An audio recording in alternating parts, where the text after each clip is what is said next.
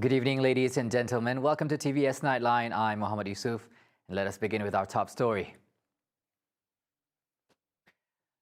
A late afternoon fire earlier today destroyed 2 homes in Kampung Ajibah Abol in Kuching. The Fire and Rescue Department received a distress call at about 5:03 p.m. Operations Commander Abdul Aziz Swandi said the fire was successfully put out by 5:26 p.m. Kebetulan dalam keadaan sesak masa orang pulang kerja, jadi kita mengambil masa dalam 15 minit untuk mengawal kebakaran. Kita lagi masih mengambil maklumat pengguna bangunan, pengguna rumah tersebut daripada Balai Padungan, kawasan jagaan Padungan. Kita ada 10 orang anggota, termasuk saya. Dan kita ada bantuan daripada Balai Bomba Batu Lintang seramai 7 orang. Yang kita arah dengan pecah disebabkan cerminnya sudah kena haba panasnya, sudah retak, sudah ada yang jatuh. Jadi untuk keselamatan kami nyuruhnya buang habis saja. Takut ada orang melimpas, takutnya gugur. Nya daripada kesan daripada haba yang panasan daripada kebakaran itu. The fire also destroyed 2 vehicles parked in front of the house. The fire, however, did not cause any casualty, and authorities are still investigating the cause of the fire. Now, a longhouse located in Sungai Liu, Balingian, was saved from being razed to the ground thanks to the efficiency and quick action of the villagers. The fire was fully extinguished using 4 fire extinguishers before it spread to the rest of the longhouse. A spokesperson said the Muka Fire and Rescue Department received a report on the incident at 7:38 p.m. and a team of firefighters from Muka Fire Station were deployed to the scene. Upon arrival, firefighters found that only a kitchen was affected by the flames and that the fire had already been doused off by the villagers. No casualties or injuries were reported, and total losses have yet to be ascertained. On to the next update. It is time for the Agriculture Facilitation Fund to be reviewed in order to further accelerate the process of distribution of the Agriculture Facilitation Fund, known as AFF. The proposal will be presented to facilitate and further accelerate the process in providing assistance to small industrial workers in the agricultural sector in the state. With the need to comply with certain specifications, the equipment distributed would need to go through the tender process, which slows down the distribution process. Oleh kerana kita mematuhi proses tender dan sebagainya yang mengambil masa, dan begitu juga dia telah ditenderkan berapa kali kerana untuk mematuhi proses-proses tertentu. Jadi seperti yang telah saya jelaskan tadi, mungkin dalam tahun-tahun yang mendatang adalah perlu untuk kita melihat bagaimana kaedah pemberian ataupun kaedah peruntukan ini dapat dilihat, dapat diubah suai supaya ia lebih efisien, lebih cepat dan juga value for money. As such, Len Talif said, in order to prevent the problem from continuing, few suggestions will be submitted to the relevant parties. In fact, he said the method should be refined so that more help can be distributed to those who are eligible. Saya akan kemukakan cadangan-cadangan yang tertentu kepada mereka yang kepada jabatan-jabatan ataupun kementerian yang berkepentingan untuk memastikan kaedah pemberian ini akan diubah supaya banyak lagi, ramai lagi peserta-peserta dapat menikmati kemudahan ini dan juga dapat diagihkan dalam masa yang cepat. Jadi walaupun kita mengucapkan terima kasihlah pada Jabatan Pertanian dan juga Kementerian Menred kerana telah memberi peruntukan ini. The Agricultural Facilitation Fund is one of the government initiatives to strengthen the people's economy and increase innovation of knowledge, skills, and competitiveness between industries. At the same time, it also helps increase the income of farmers and small entrepreneurs through the provision of equipment. For the record, the Kuala Rajang constituency has received an Agricultural Facilitation Fund allocation of 1.5 million ringgit for the period 2019 to 2020. Now, the establishment of the Urban Transformation Center, or UTC Kota Semarahan branch, will be beneficial once it is implemented. Kota Semarahan Member of Parliament Rubiah Wang said consultations are ongoing with the Summer Mall management. Rubiah in a statement said some related matters to realize the UTC project in Semarahan have been discussed as presented in the last debate session at the Dewan Rakyat. She added, active negotiations with the Finance Ministry is ongoing in the effort to ensure that UTC can be established in the division. The establishment of the UTC is very necessary and in accordance with the needs of the residents in the area, considering that the area is inhabited by many, including public and private servants and students of higher institutions. As such, public administration services such as registration, immigration, road transport, and the like are very much needed. Hospital admissions with COVID-19 into the intensive care unit in Sarawak is now the third lowest in Malaysia. Published by the Ministry of Health MOH on their Facebook account, only 34.3% admission were recorded on December 26. Sarawak's rate is lower than the national ICU admissions rate, which stands at 55.9%. Based on the infographic, Klang Valley ranked first on the list with 72.3% of ICU admissions, followed by Penang 67%, Kelantan 66.7%, Negeri Sembilan 61.8%, Melaka 60.9%, Johor 60.8%, and Terengganu with 57.4%. States that have reported lower ICU admissions than the national rate include Perak 53.8%, Sabah 49.1%, Kedah 45.2%, Pahang 43.2%, and Perlis with 26.3%. Labuan recorded the lowest with only 16.7% of ICU admissions due to the coronavirus.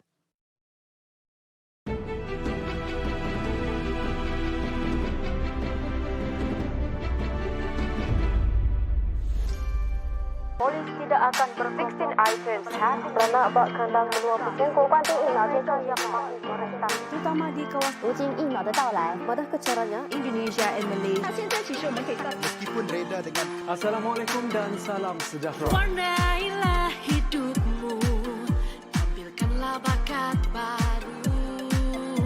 Sarawak pasti maju, menginspirasi duniamu.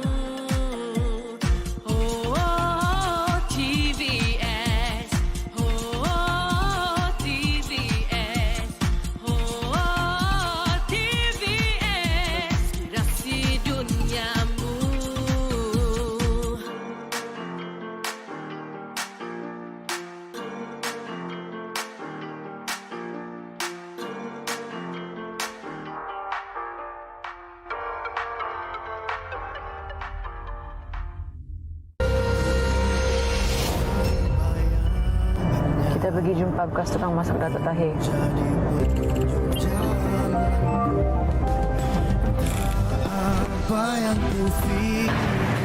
Cuba Puan rujuk dengan Cik Lydia. Cik Lydia yang banyak tahu hal keluarga. Cik sangka masih juga polis belum nemu kau. Jumpa juga kita dua.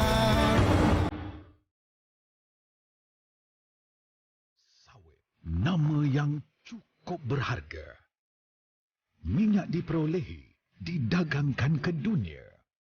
Minyak sawit penuh nutrisi. Ketahanannya pasti di suhu tinggi. Kini tampil mampan berkualiti. Inilah sawit penuh keunggulan. Inilah sawit anugerah Tuhan. Dalam episod akan datang, Empresses in the Palace. 小主，小主，哎呀，小主！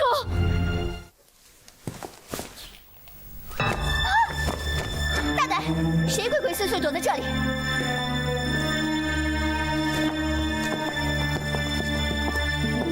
贱妾参见皇后娘娘，各位小主。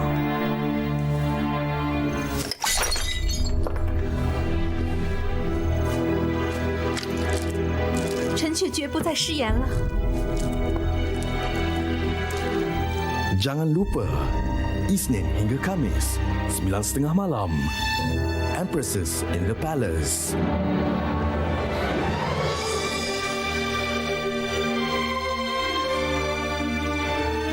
Di TVS saluran 122 Astro dan My TV.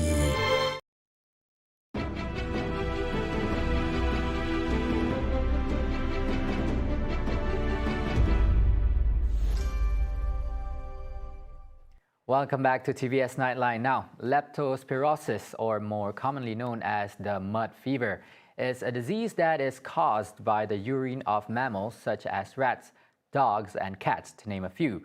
Now, due to the ongoing flash flood, the Ministry of Health (MOH) urged flood victims to practice standard hygiene, as the disease can spread when coming into contact or by consuming polluted water. For prevention, MOH advised the people to avoid from wading through the flood waters. If there is any open wound on any parts of the body, it is necessary to cover it with a dressing or plaster while cleaning homes.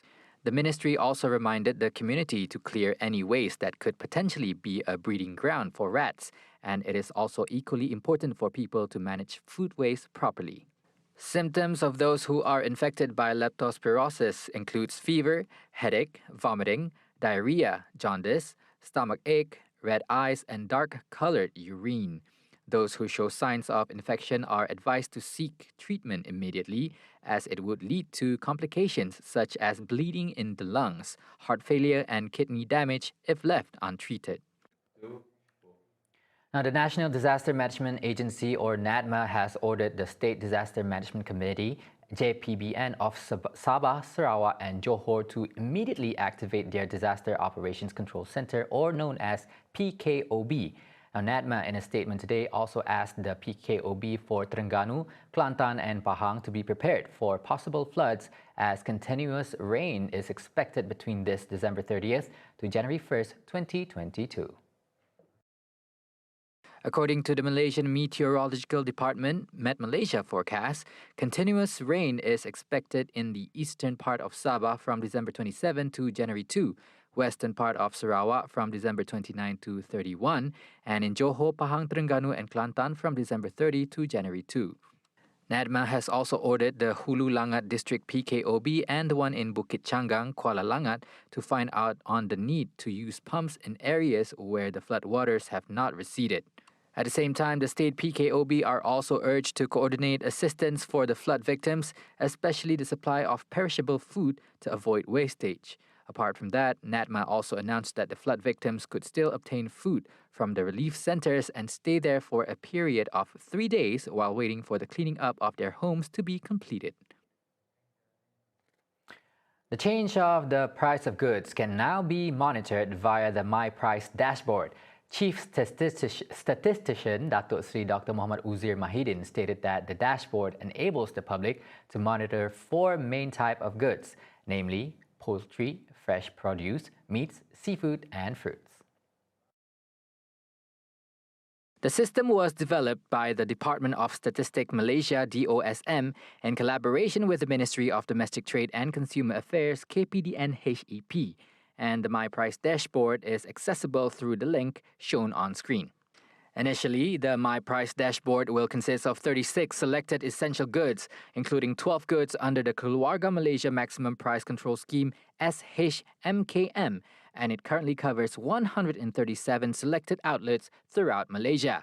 These 36 selected items were selected based on the most consumed and preferred items by most households in Malaysia. Uzair also disclosed that the recent floods had not caused a major impact on the overall prices of goods, and that the prices will be regularly updated for the benefit of the people as well as the government to monitor the price changes from time to time. Right. The Ministry of Tourism, Arts and Culture (MOTAC) has agreed to extend the relaxation of regulatory requirements for tourism operations licensed under the Tourism Industry Act 1992 from January 1st to June 30th next year. Apart from the relaxation of requirements relating to the size of premises, The relaxation would also be given in the permission for tourism operators to carry out other businesses in their premises, as well as in the rental period for those operating from a co-share office space. On to the next news. A video of a traffic officer went viral on social media yesterday after stopping a four-wheel drive and an ambulance at an intersection in Hulu Langat to allow a VIP convoy to pass through. Today, the police force justified the action through a media statement stating that such move was made to prevent an accident from occurring as the entourage was already on the main road. Selangor Traffic Investigation and Enforcement Chief Superintendent Azman Shariat stated that there was a possible risk of an accident and danger to other road users if the traffic officer did not make such decision. The incident was believed to have occurred at 11:30 a.m. when Prime Minister Datuk Seri Ismail Sabri Yaakob's convoy was escorted by police after he checked out the cleaning work undertaken by the relevant agencies in flood-affected areas in Hulu Langat.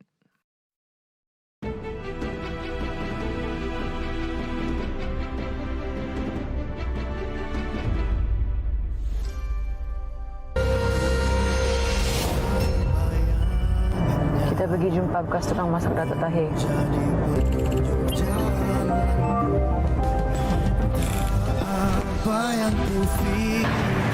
Cuba Puan rujuk dengan Cik Lydia. Cik Lydia yang banyak tahu hal keluarga. Cik sangka. Masih juga polis belum nemu kau. Jumpa juga kita dua.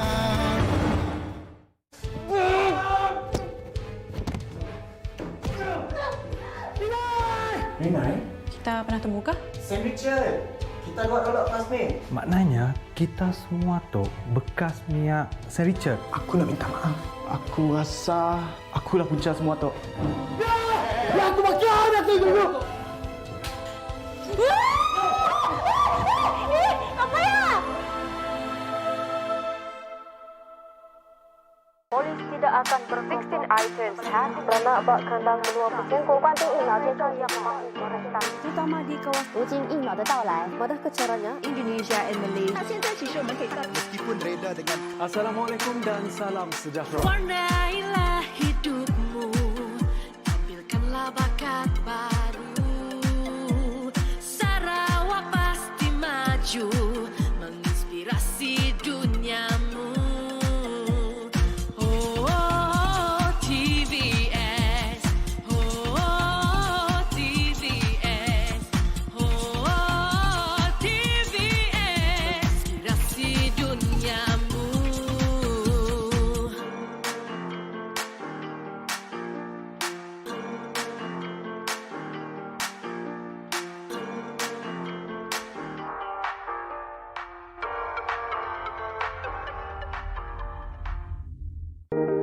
Pusat Ekonomi Digital Keluarga Malaysia atau PADI menyediakan kesaling hubungan dan penyokong ekonomi digital komuniti setempat.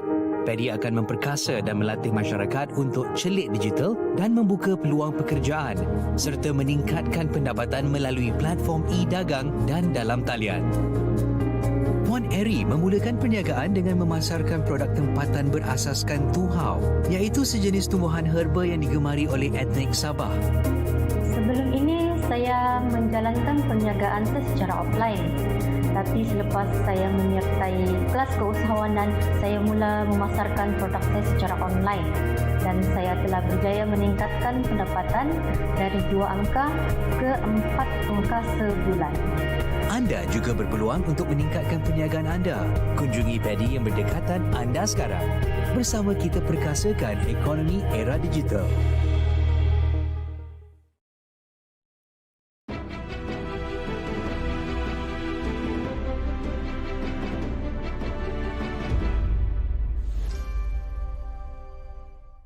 Welcome back. Now on to some global update.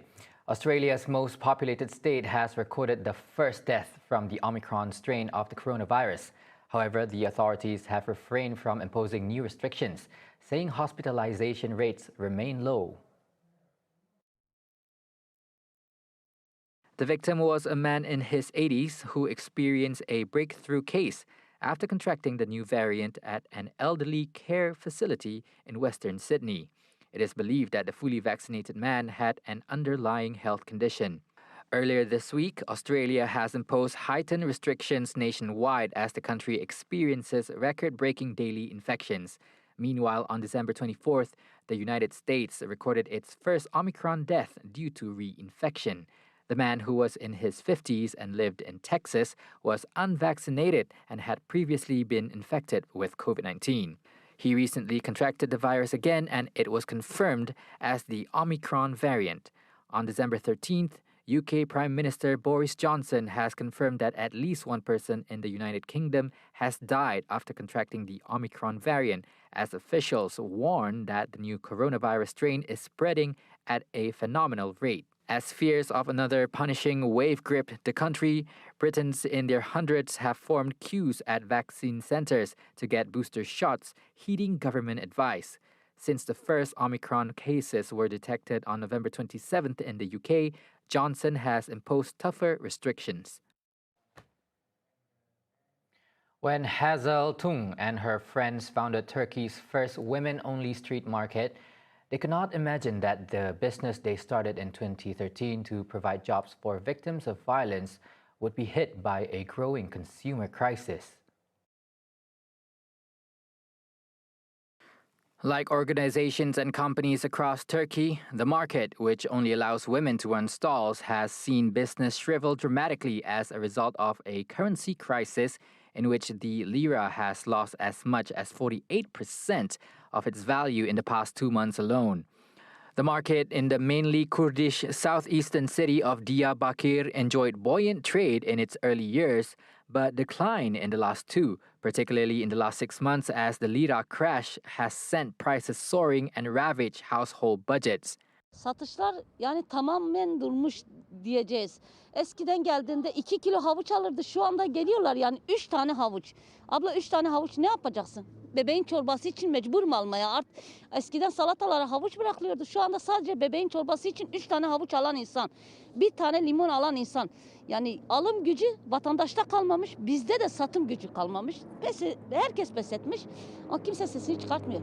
The lira staged a sharp rebound last week after the government unveiled a deposit protection plan and the state backed a series of market interventions selling billions of dollars.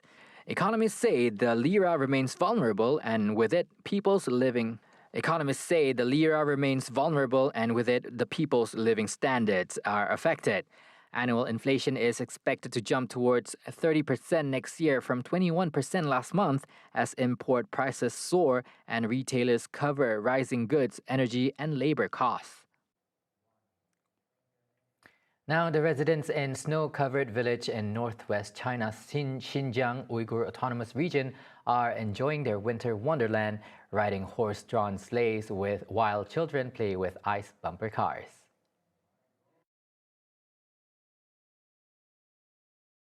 Thanks to the long-lasting snowfall in the Hemu village, located in the Altai prefecture of Xinjiang, residents and tourists are enjoying a multitude of snow sports, including skating, skiing, and sledding. Residents are inventing various games and experience projects to add more fun to the chilling season. People can commute by the horse-drawn sleigh, a traditional vehicle in the area, and enjoy the beautiful sceneries along the way.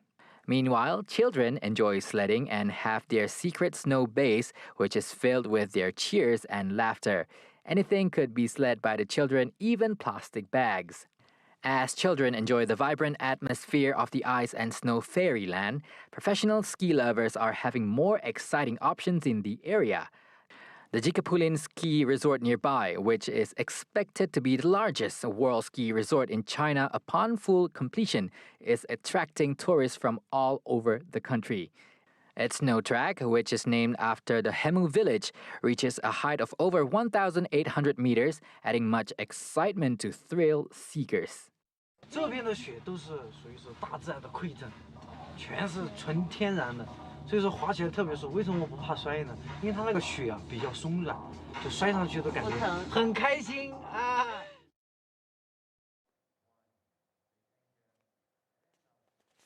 And that's all the time we have for tonight's TVS Nightline. I'm Muhammad Yusuf, and as usual, stay safe Take care and good night.